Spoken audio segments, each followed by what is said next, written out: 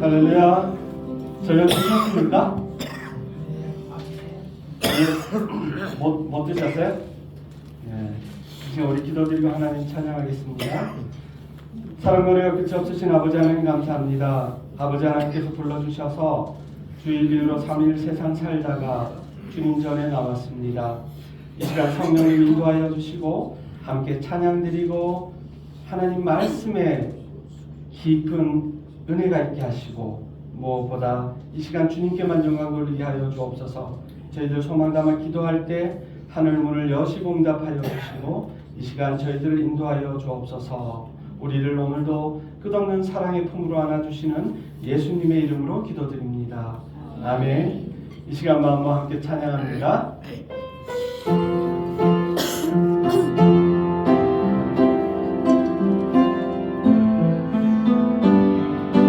주품의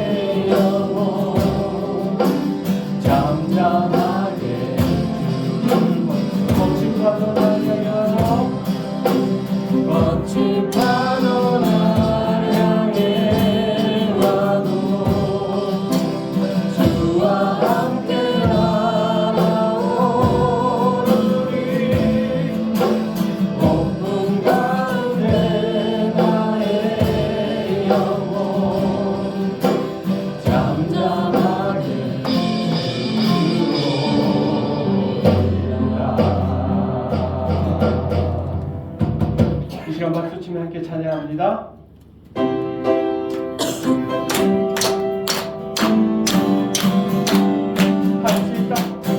I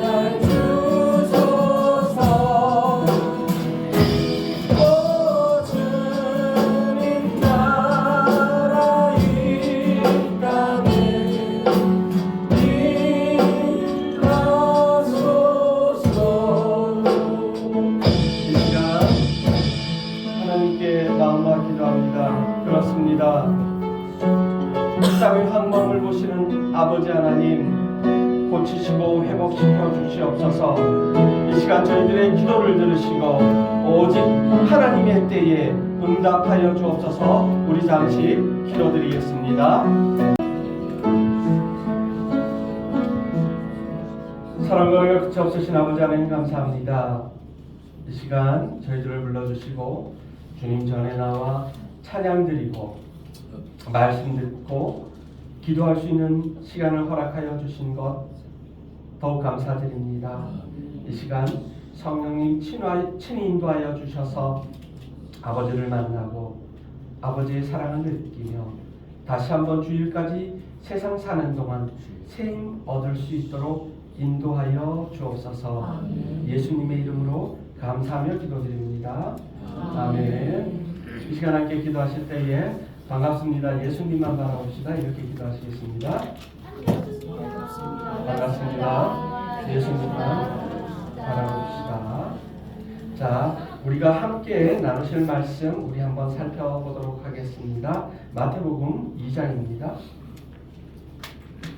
마태복음 2장 19절에서 23절까지 말씀.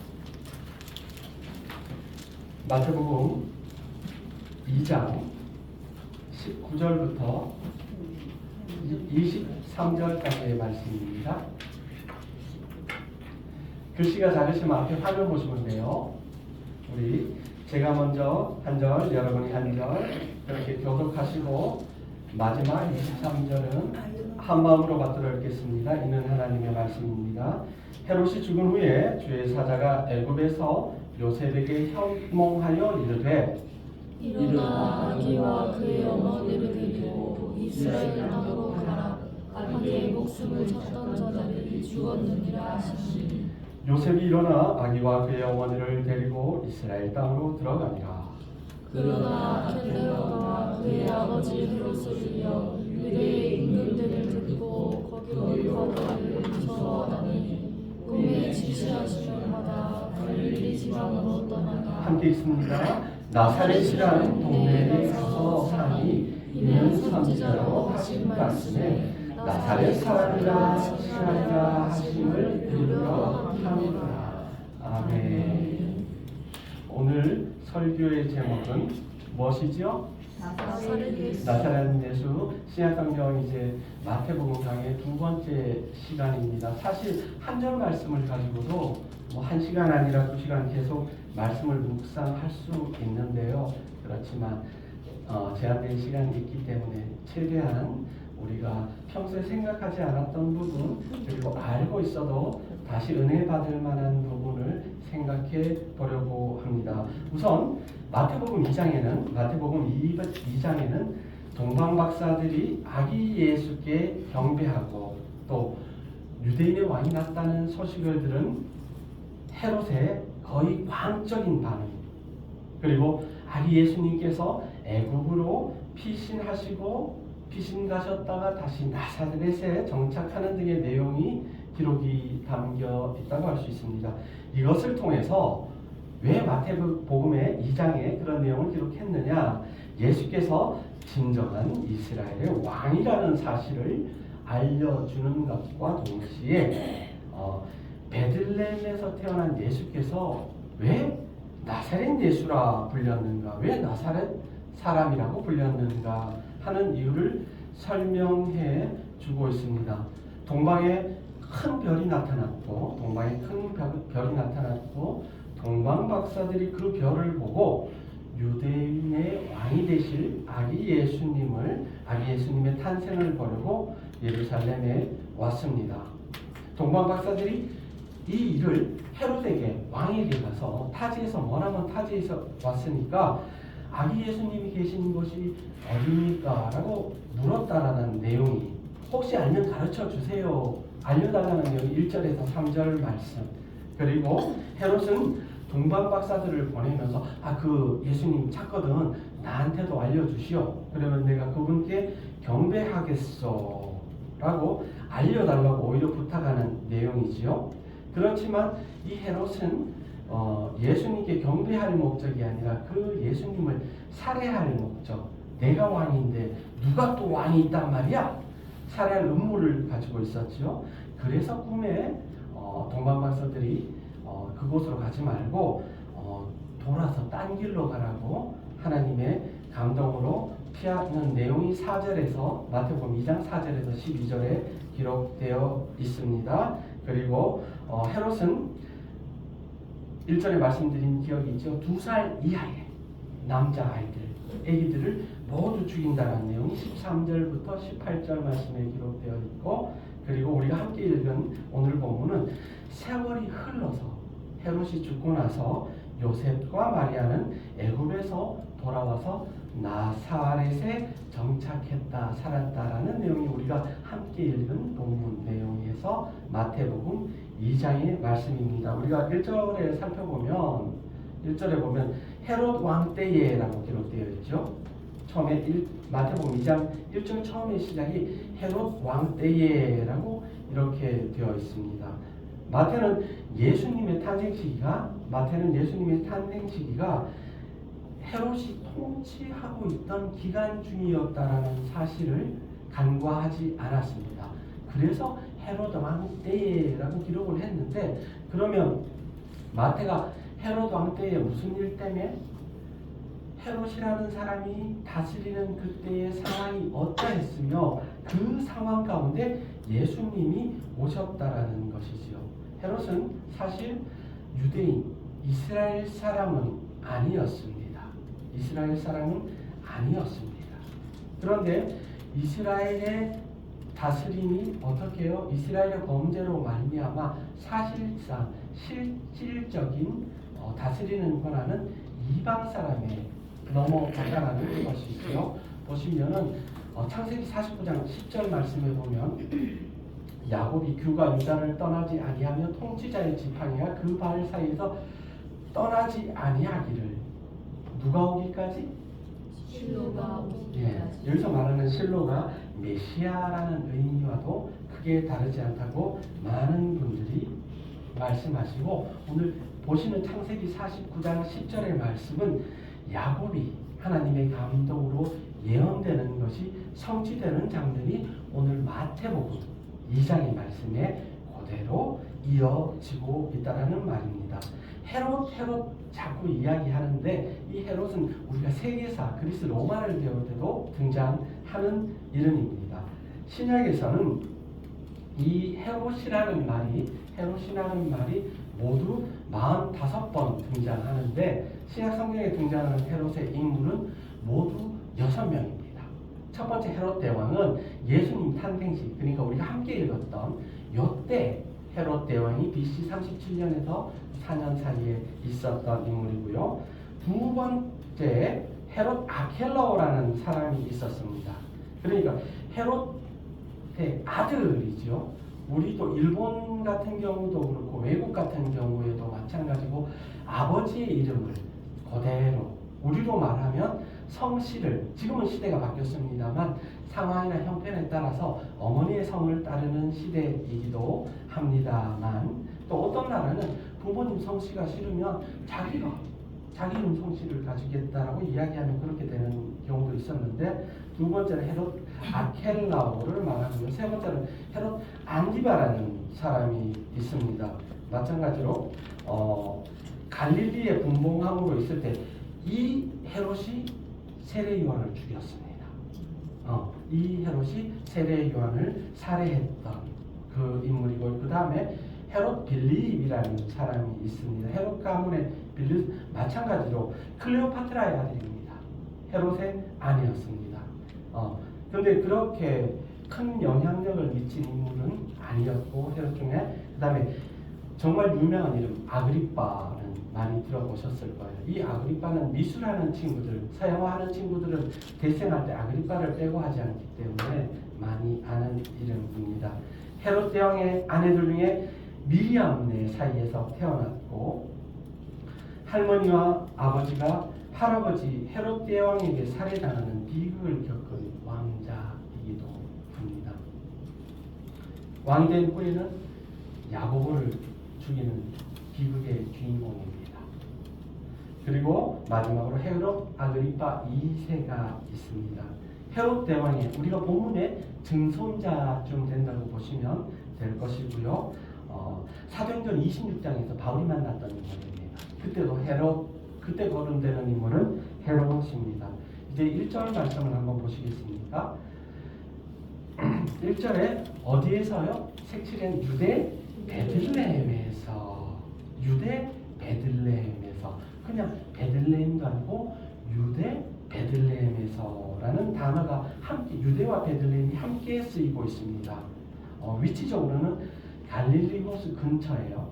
갈릴리 호수 근처이고, 또 갈릴리 호수 근처에 위치한 스불론 지파의 땅 이름이 무엇이다?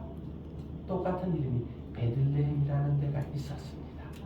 그런데 거기랑은 예수님이 태어난 베들레헴은 같은 곳이다, 다른 곳이다? 다른 곳이다. 다른 곳이다. 이 두 단어가 함께 쓰인 것은 우리가 2절 말씀에 한번 보시면 유대인의 왕이라는 단어가 등장합니다. 여러분이 가진 성경책 2장 2절처럼 유대인의 왕으로, 그러니까 유대라는 그것을 강조하기 위해서 유대 베들레헴, 그리고 이제 2절에 유대인의 왕으로, 그러니까 예수님이 태어나신 이 베들레헴 땅은 구약으로 거슬러 올라가면 에브랏이라는 이름으로, 또는 에브라다라는 이름 들어보셨죠? 영어. 그게 베들레헴을 뜻하는 말입니다. 이 성리 같으면 옛 지명이 있고, 포항 구룡포 같으면 옛 이름이 있듯이 그 옛 이름이 에브라 또는 에브라다, 베들레헴 에브라다야 라고, 너는, 그렇게 시작된 성경 말씀이 있죠. 예루살렘에서 남쪽으로 한 8km 떨어져 있습니다. 그러니까 여기서 우리 포스코 이마트 조금 더 가면 한 8km쯤 되나요? 그 정도 거리라고 생각을 하시면 되겠죠. 이 베들레헴은 유대의 실질적인 건국왕이라고 할 수 있는 다윗의 고향이기도 합니다. 여기서 베들레헴은 떡집이라고 말씀을 드렸죠. 있잖아요. 떡집, 우리말로 하면 굳이 방앗간이라고 해석할 수도 있겠다라고 했는데, 왜 베들레헴이라고 했을까요? 왜 베들레헴이라고 했을까요? 성경에 이래서 베들레헴이다라는 설명은 없는데, 추측해보고 연구를 해보시니까 아마 그 베들레헴 지역 주변이, 베들레헴 그 주변 지역이 곡식이나 과일 이런 것이 풍족하게 자라는 곡창지대였습니다.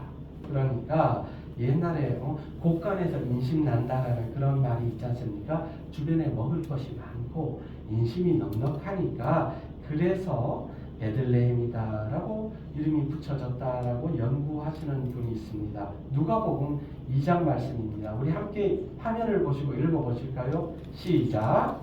요셉도 다윗의 집 족속이므로 갈릴리 나사렛 동네에서 유대를 향하여 베들레헴이라 하는 다윗의 동네로. 예수님이 나시기 전까지는 다윗의 동네로 유명한, 예를 들어서 우리도 예전에 유명하신 분이 태어난 생가도 지금도 기리고 있고, 누가 탄생하신 곳이다 그래서 보존하는 그런 것도 있는데, 이전까지는 예수님 오시기 전까지는 다윗의 동네로 유명했다. 다윗의 동네로 유명했다. 2절 말씀에 유대인의 왕이라고 하는 것은 결국은 무엇이다? 다윗의 자손이다라는 계보를 강조하기 위해서입니다. 그리고 유대인의 왕이 의미하는 것은 우리를 구원해 주실, 이스라엘 민족을 구원해 주실 메시아의 또 다른 별칭입니다.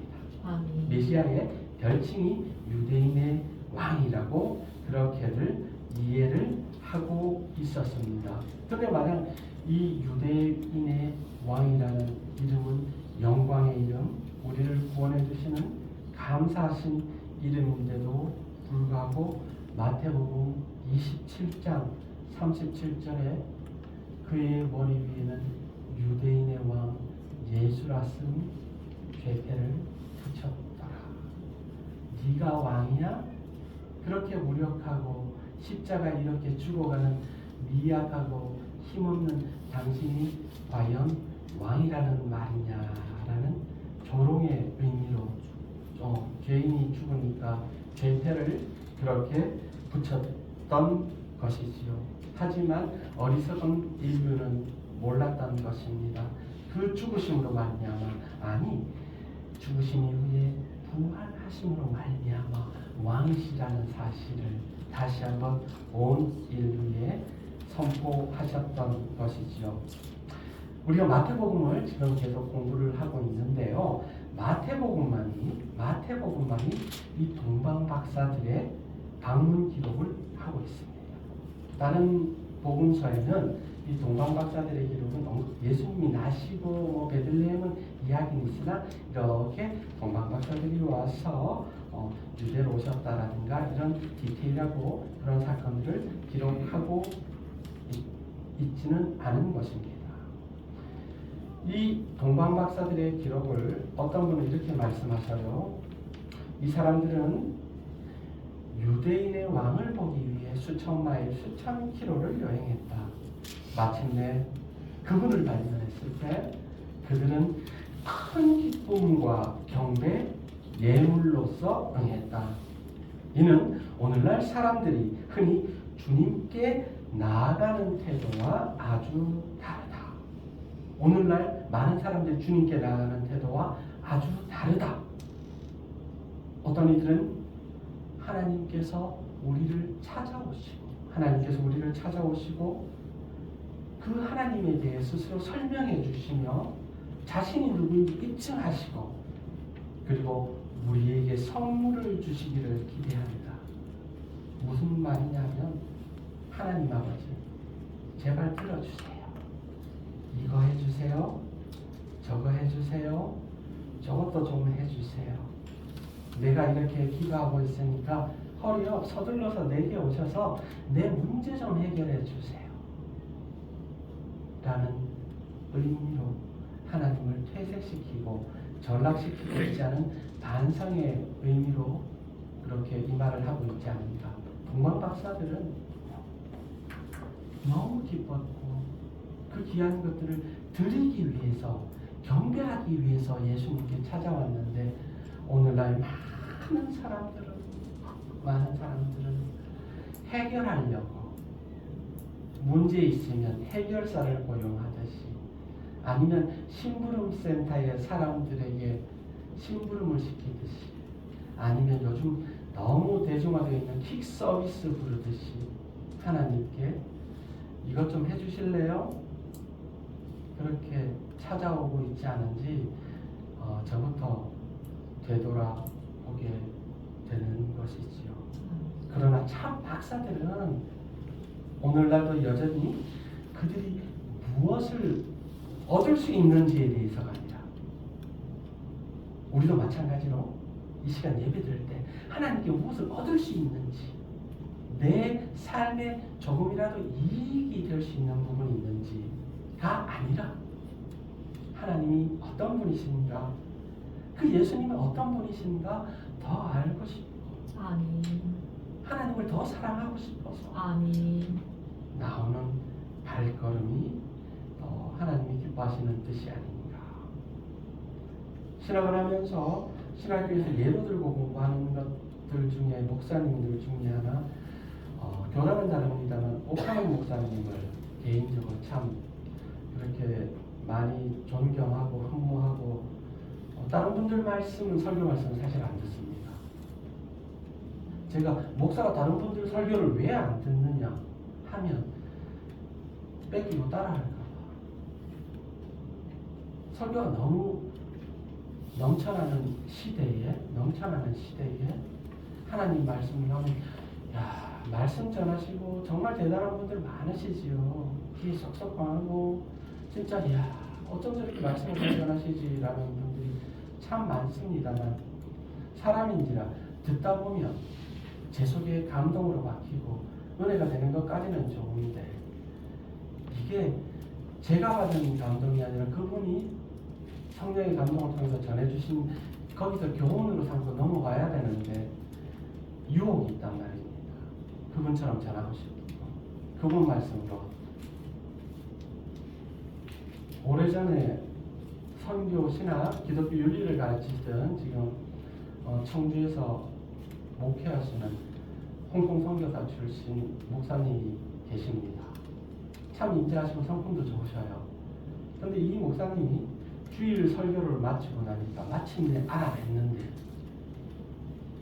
다른 8교회에서 그 목사님 설교를 토시 하나 빠뜨리고 똑같이 따라하는 겁니다.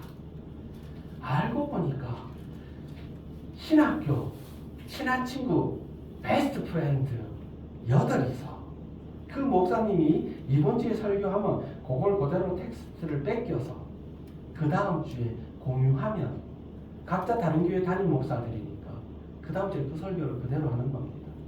8주에 한 번씩 번갈아가면서 이것만 하면 되니까 얼마나 편하겠습니까? 목사님이 그 사실을 말씀하면서 참 개탄스럽다, 기가 차다. 그것도 학교 후배들이 그러고 있다는 사실에 참 저는 분명히 여러분들에게 말씀드리지만 제가 가입한 기독교 사이트는 쇼핑몰밖에 없습니다.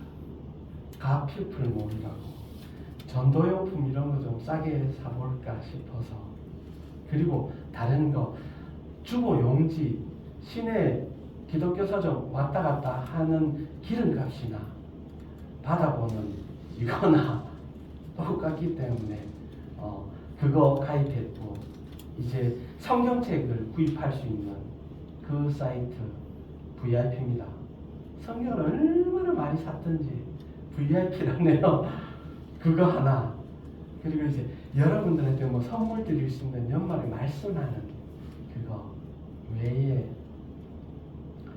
이 한번 편해보겠다고 한 달에 3만 원 주면 설교 하나 고르는 그런 사이트는 결코 가입할 생각도 없고 그리고 일전에도 말씀드렸습니다만 편리한 시대에 제 폰도 지금 쓰고 있는 태블릿도 AI 기능이 있는데 쓸 줄을 모릅니다. 안 써봐서 지난번에 설교하다 저 혼자 얘기하는 경우는 있는데 사람은 안 그렇게 생겼는데 왜 이렇게 미련하냐라고 말씀하실지는 모르겠으나 그냥 미련하게 살겠습니다. 수요기도의 시간은 말씀 강의하기로 했으니까 미련하게 여러분과 같이 성경책 넘기면서 앞에 화면은 글씨가 작아서 안 보이시는 어르신들을 위해서 그리고 이게 제가 나눠드린 게 아직 손에 안 익어서 이게 잘 안 떨어지니까 시간이 걸릴까봐 이렇게 제공하는 것 외에는 그냥 미련하게 하나님 말씀 전하는 쪽을 택하도록 하겠습니다.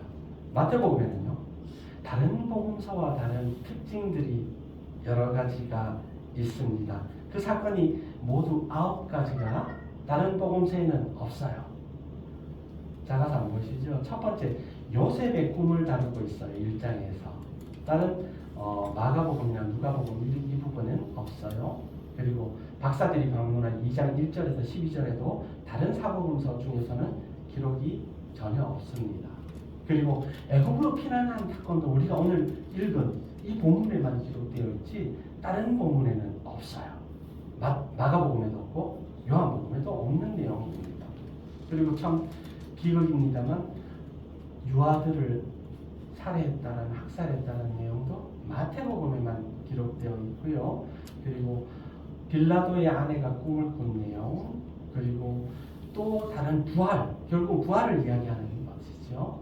그리고 파수꾼들의 뇌물을 얻는 내용 그리고 마태복음 28장 19절 20절 말씀 여러분이 너무나 잘 아시는 말씀이잖아요. 그죠? 너희는 가서 모든 민족을 제자로 삼아 아버지 아들과 성령 이름으로 세례를 베풀고 내가 너희에게 분부한 모든 것을 가르쳐 지키게 하라. 볼지어다 내가 세상 끝날까지.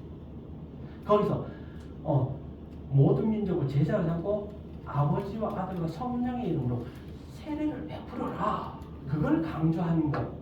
그러니까 제가 보면 요셉의 꿈 이야기, 애굽 피난 이야기, 유아 학살 이야기, 가룟 유다의 죽음 이야기, 그리고 세례 이야기는 구약에서 예언했던 말씀을 그대로 또 성취하고 있다는 것이지요. 아멘. 이런 특별한 그런 차이가 있습니다.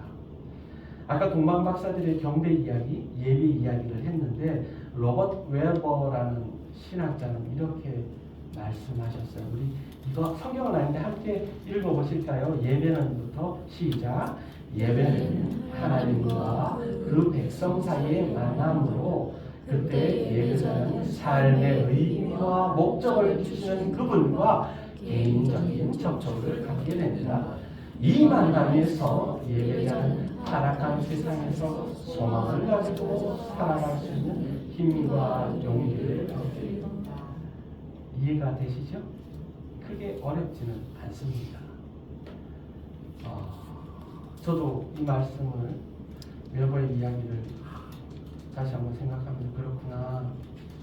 우리는 지금 무엇이라고요? 노사연 씨 가수가 부른 노래 중에 그 노래가 있지 않습니까? 우리 만남은 우연히 만남이라는 노래입니다. 거기 보면 나중에 가서 보면 돌아보지 마라, 후회하지 마라라는 가사가 나와요. 돌아보지 마라, 후회하지 마라. 이 가사 대목에는 롯의 아내가 막 떠오르는 거예요. 돌아보지 말지, 세상 그 염려하지 말지. 이 말씀 왜 대중가요까지 불러가면서 이러냐? 세상 돌아보지 마십시오. 내가 이 예배 시간에 이렇게 피곤한데 집에 앉아서 찬물에 씻고 누워서 연속곡이나 볼 걸 후회하지 마시기 바랍니다. 아멘. 5만 원짜리가 나오고 나서 이 땅에 슬픔이 참 많아졌습니다. 왜냐? 5천 원짜리인 줄 알고 헌금했는데 5만 원짜리 처음에 헷갈리신 분들 없는 줄 알죠? 의외로 많습니다.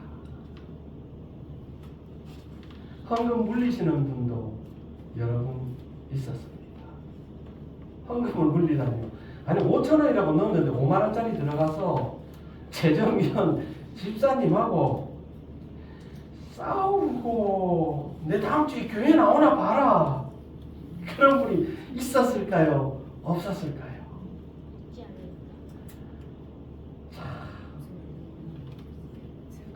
동해석동교에 와서 너무나 행복한 사실 중에 하나가 우리 원로 목사님께서 성경 몇 독 몇 독 그걸 갖다 주보에 기재를 안 하셔서 얼마나 감사한지 모르겠습니다. 성경 많이 읽으시는 분은요 1년에 뭐 2, 30독은 그냥 하시는 분이 있어요. 지금도 제 마음에 상처가 되는데 부목사들이 특히 선임들이 가장 어려운 과제 하나가 주보를 만들고 하는데 최악의 상황이 두 가지가 있습니다. 첫 번째, 헌금하셨는데 이름이 빠졌거나 틀렸을 경우. 두 번째, 성경 몇 독 했는데 횟수를 착오로 지난번에 36독, 이번에 37독인데 그걸 착각해가지고 36자, 7자 바쁘다 보니까 36독 이번 주 주보에 그대로 나오지 않습니까? 난리 납니다.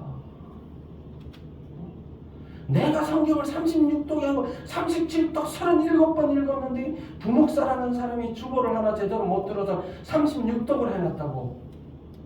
온 동네 다니면서 막 다른 구역까지 막 안 다니시는 분이, 몸이 불편하시는 분이 지팡이를 짚고 찾아가서 그 사실을 알려가지고 그 다음 주 되면 교인 800명이 부목사가 주보 틀린 거 다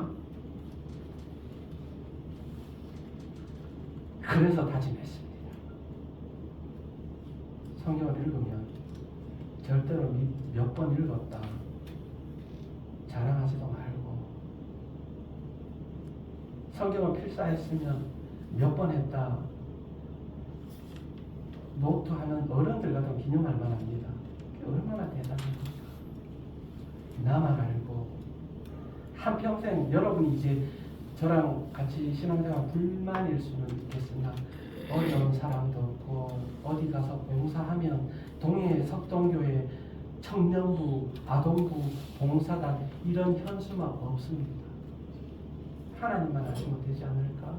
아멘. 아버지만 아시면 되지 않을까? 아멘. 정말 하나님이 기억하는 우리 교회. 아멘. 그래서 말씀을 더욱 집중해서 그 말씀이 무엇을 이야기하시는지 거기에 있는 진짜 메시지가 뭔지를 알아내기 위해서 이런 신학자들의 이야기도 그렇게 함께 들려드리고 배워가는 것입니다. 아멘.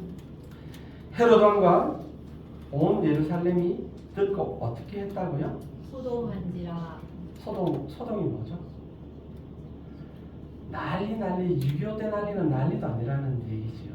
그래 단순히 그냥 읽고 넘어가는 헤롯 왕과 그래 헤롯 왕은 죽여야지 예루살렘은 왕이 난단다 야 시끄럽더라 그 정도로 이해할 수 있겠습니다.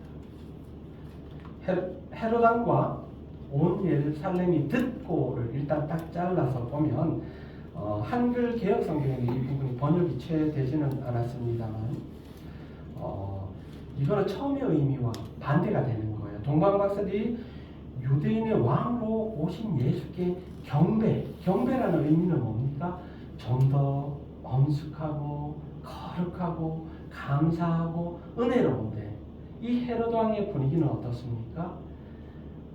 이걸 어떻게 잡을까라는 음모, 하나님에 대한 경외심은 털끝 하나 없고 우리를 위해 구원해 오신다는 그 메시아께 감사한 마음 눈을 찢고 받았고 그래서 그 구절과 대조적으로 소동했다라는 표현을 했습니다.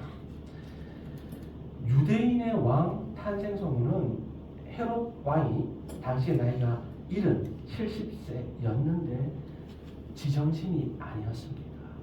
요즘 세상에 지정신이 아닌 사람들이 얼마나 많습니까? 얼마 전에 초등학생 사건은 저 지금도 그 뉴스 내용 검색을 안 했어요. 교사가 아이를 살해했다는 내용이 지금도 생각만은 여기가 구멍이 뻥 뚫리는 것 같아서 너무 슬퍼서 그 사건을 다 살펴보지도 못했습니다. 헤롯이요 과대망상증이라고 분석하는 분들이 많습니다. 헤롯왕이 과대망상증에 오늘날로 말하면 거의 자기 분노 조절 장애에 조현병에 가뜩이나 이런 정신 상태를 가진 사람이 왕이 태어난다는 사실 얼마나 끔찍했겠습니까?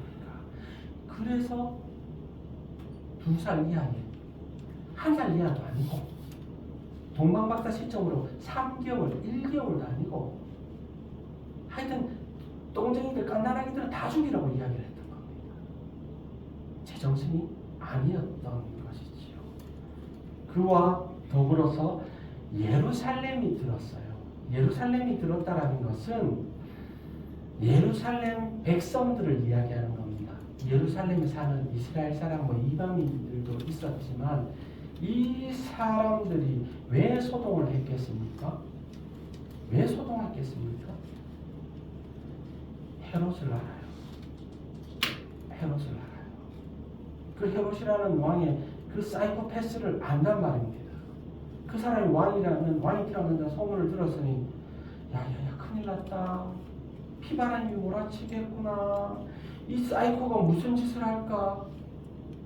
거기다가 그 두려움에다가 호시탐탐 헤롯의 왕의 자리를 노리는 자식들이 그래서 지 자식들을 죽인 겁니다. 왜? 아들들은 왜?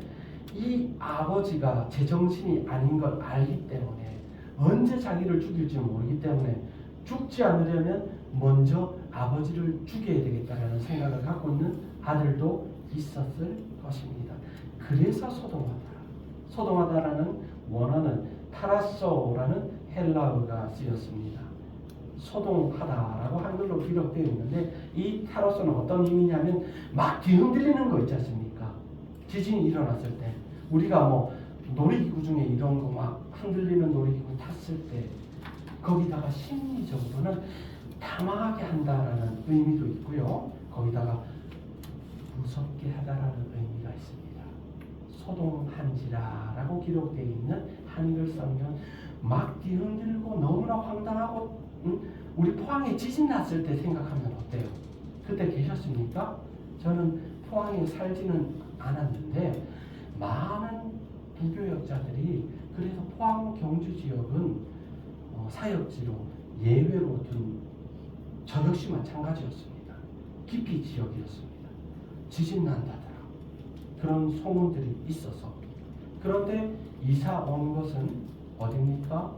포항 지진이 일어났던 진원지하고 불과 500m도 떨어지지 않은 포항 북구 흥역으로 이사를 와서 살고 있고, 그 지진의 진원지는 하율이 친구 엄마가 운영하는 커피숍이 있는 자리입니다.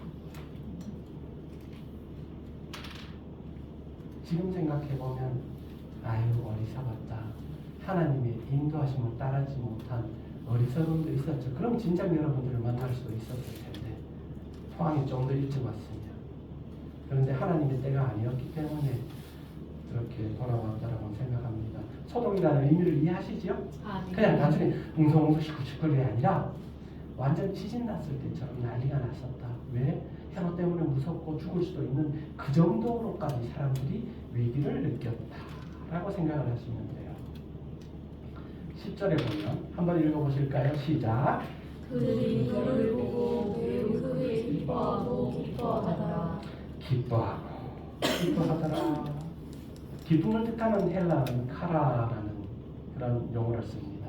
그래서 파생된 여러 가지 단어 중에 카리스라는 악기도 있고 반주기도 카리스가 있습니다. 찬양이라는 그런 의미인데요. 이게 기뻐하고 기뻐하다 원어로 이렇게 말씀을 드리면은 에가레산 카란이라는 변형된 용어가 사용되어 있어요. 이걸 갖다가 해석을 조금 원문에 가깝게 하면 기쁨을 기뻐했다.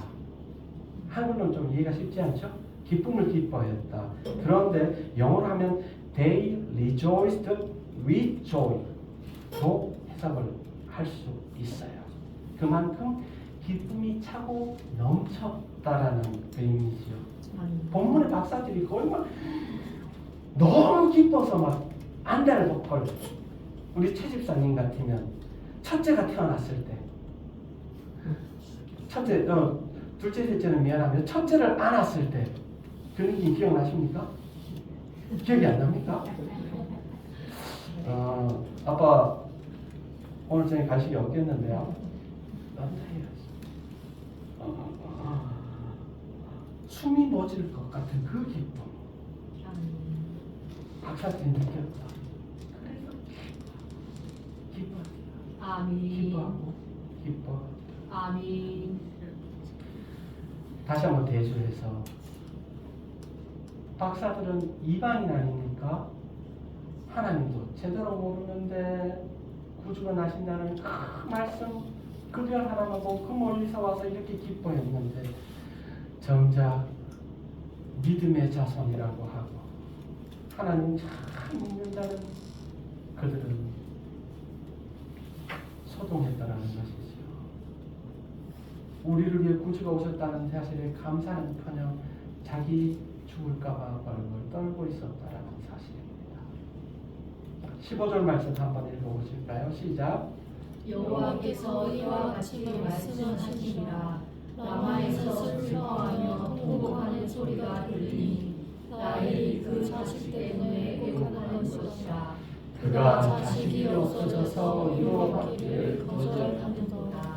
이 예레미야 31장 15절의 예언의 말씀이 오늘 본문 18절에 그대로 기록이 되어 있는 것이지요.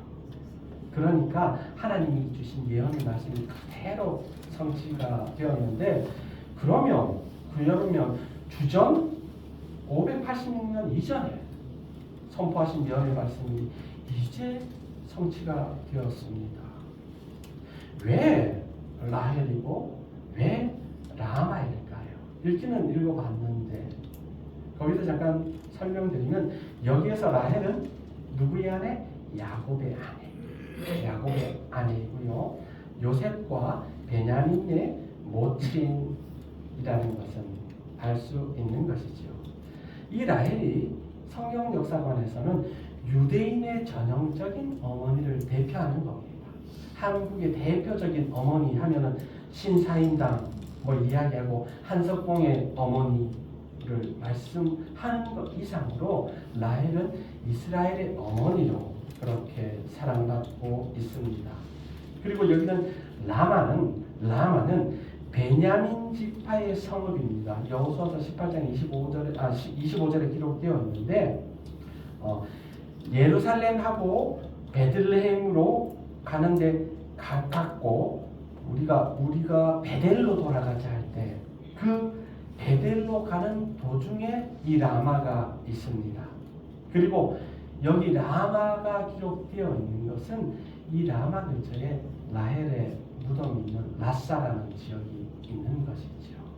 그러니까 여러 가지 정황들을 보면 예루살렘에서 슬퍼하며라고 이야기하는 것은 예레미야 40장 1절 2절에 보면 다른 나라의 포로로 끌려가는 그 자식들을 보고 어머니들이 슬퍼하는데 포로로 끌려갈 때 어떻게 끌려가냐 그 실상이 북한에서는 오늘날도 벌어지고 있습니다.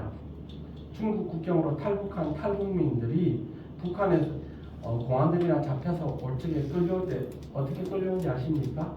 그냥 수갑 차고 그냥 줄만 엮어서 아니요. 이쪽에 무릎 관절 쪽 있지 않습니까? 쇠사슬로 꿰서 생선을 갖다 입으로부터 꼬챙이로 이렇게 꿰듯이 사람을 꿰서 오다가 죽어도 상관이 없고 당시 이스라엘 포로들이 끌려갈 적에 그냥 자 가시지요. 지금부터 포로 생활입니다. 했겠습니까? 어떤 사람은 눈도 뽑히고 어떤 사람은 다리도 잘리고 요즘은 동물학대죄가 있어서 동물들도 함부로 못하지 않습니까? 사람들이 어려운 사람들한테 사랑의 전화 한 통은 안 해도 이 지역도 마찬가지로 고양이는 사랑해서 고양이 배고플까봐 밥은 내어주는 시대 아닙니까? 그런 취급도 못 받았던 그런 암흑기의 시대라는 것이죠. 너무나 슬퍼할 만하고 최악의 상황이 이렇게 마태복음 2장 18절에 기록된 것은 최초의 순교자라고 신학적으로 해석하시는 분이 있습니다. 예수님이 태어났을 때 죽임을 당했던 2세 이하의 영아들 그 아이들을 보면서 그때의 슬픔을 상기할 만하기 때문에 구약의 말씀을 인용해서 라마에서 슬퍼한다라는 내용이 이렇게 기록되어 있습니다. 아멘. 우리가 또 살펴볼 말씀은 많은데요. 예수 그리스도는 샛별과 같이 우리 마음에 떠오르신 분입니다. 아멘. 그런데 작은 샛별인 줄 알았더니 알고 보니 예수를 믿고 보니 태양이었네요. 아멘. 내가 더 반짝반짝 빛나는 줄 알았더니 알고 보니 그 태양이 나를 비춰주셔서 내가 빛날 수 있네요. 아멘. 이것을 우리의 삶으로 적용해 보면 하나님 은혜의 태양이 예수 그리스도 구주 그 생명의 빛이 나를 비춰주시니까 우리가 지금 살아있는 겁니다. 아멘. 우리가 지금 이 예배의 자리에 있을 수 있고 제가 여러분 앞에 노산의 만남도 부를 수 있고 하나님이 내 호흡 거듭하셨으면 전 세계에서 가장 부유하게 세계 100대 부자인데 어제 저녁에 돌아가시는 분이 가장 가지고 싶었던 것은 바로 지금 이 순간입니다. 하나님의 은혜가 아니면 도저히 설명이 안 되고 세상에 많은 사람들이 없다, 가짜다, 부인하는 그 예수 그리스도의 은혜가 있기 때문에 우리는 살아갈 수 있습니다. 아멘. 이 나사렛이라는 동네, 나사렛 예수라는 설교 제목 기억하시죠? 요한복음 1장 46절에 보면 이런 말씀이 있어요. 제가 읽어드릴게요. 요한복음 1장 46절에 나다나엘이 이르되 나사렛에서 무슨 선한 것이 날 수 있느냐? 빌립이 이르되 와서 보라 하니라. 아멘. 에이, 그 청동네에서 무슨 우리 구주 예수 그리스도가 나신 나사렛은 경멸받던 도시였습니다. 갈릴리 성읍으로부터 북쪽 약 90km 지점에 이 나사렛이 있는데요. 이 나사렛은 베들레헴이라는 대조적이에요. 땅에 영양분이 없어요. 우리 뭐 아파트 주변에 보면 텃밭 이렇게 해가지고 상추도 심고 고추도 심고 하시는데 안 돼요. 땅이 메마르고 모래 땅이라서 하다못해 아무데나 잘 자란다는 건 땅콩도 안 돼요. 그 정도고 거기다가 또 주변에 산들이 있어요. 주변에 산들이 있다라는 말은 무엇이냐? 배산임수 명당짜리가 아니고 옛날에는 교통수단이나 도로개발 기술이 발달하지 못했기 때문에 땅도 형편없지, 산들이 가로막혀서 다른 데랑 이렇게 경제적인 교환도 안 되지. 그러니까 깡촌에 먹을 거 없고 가난한 동네가 바로 나사렛이었습니다. 하지만 나사렛은 예수 그리스도가 오신 주 4세기 이후에는 기독교의 중요한 중심지가 되었고, 지금은 팔레스타인과의 관계 때문에 많은 분들이 찾지는 않겠지만 성지를 가시는 분들은 꼭 한번 가보고 싶은 곳에 예수님이 또 사신 곳이기 때문에 우리가 부르는 나사렛 예수라 불리시는 예수님. 나사렛 예수란 말은 모든 비방과 비난까지도 감수하시고 다윗의 혈통을 통하여 우리를 구원하시기 위해 오신, 세상이 경멸하는 이름이어도 우리에게는 가장 사랑스럽고 자랑스러운 그 이름 나사렛 예수인 것입니다. 아멘. 말씀을 정리할게요. 우리 예수님은 누구를 위하여? 나를 위하여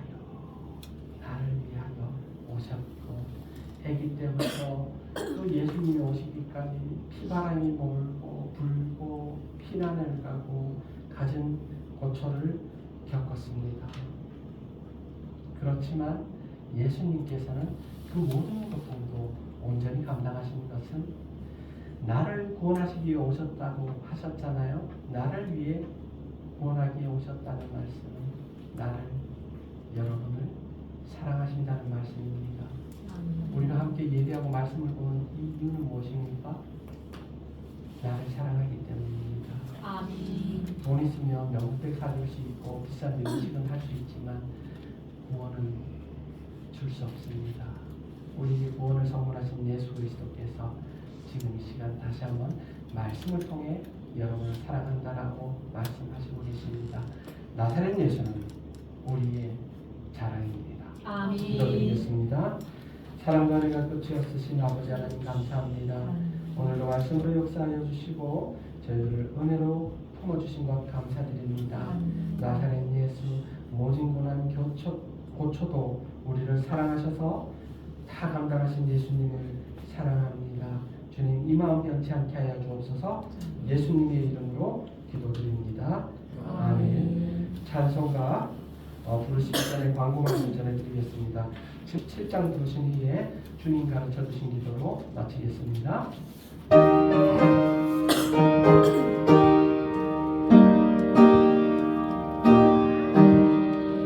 예수 앞에 나오며 죄사함 받으며 주의 품에 안기어 편히 쉬리라. 우리 주만 믿으며 모든 구원 얻으며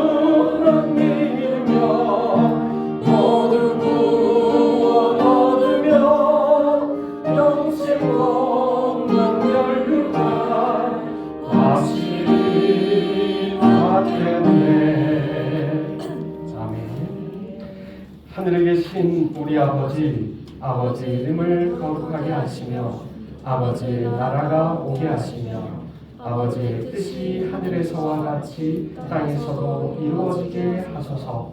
오늘 우리에게 일용할 양식을 주시고 우리가 우리에게 잘못한 사람을 용서하여 준 것 같이 우리 죄를 용서하여 주시고 우리를 시험에 빠지지 않게 하시고 악에서 구하소서. 나라와 권능과 영광이 영원히 아버지의 것입니다. 아멘.